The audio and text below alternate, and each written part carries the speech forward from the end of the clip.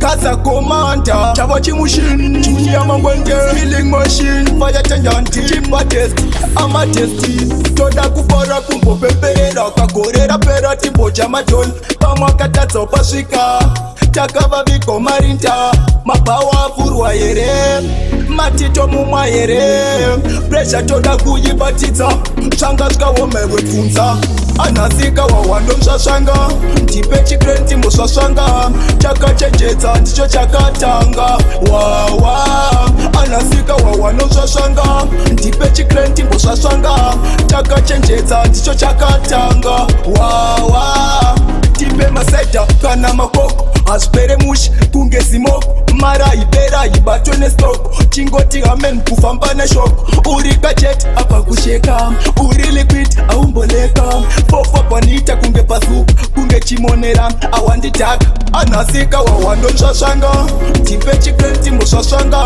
chaka chenjeza ndicho chakatanga, wawa, anasika wawando mshashanga, tipe chikrenti mushashanga, chaka chenjeza ndicho chakatanga, wawa, toda kupora kumbo pepera, kakorera pera tipo jamatol, kama katatso paswika,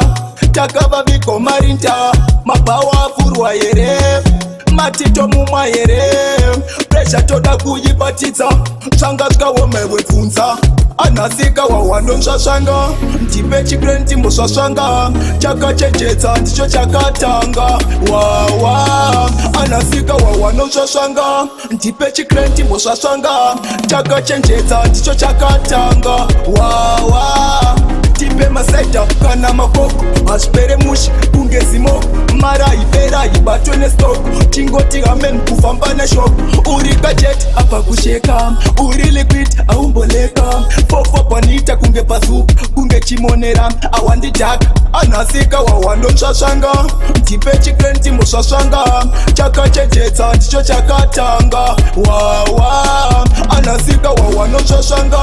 tipe chikrenti mushashanga, chaka chenjeza ndicho chakatanga, wawa.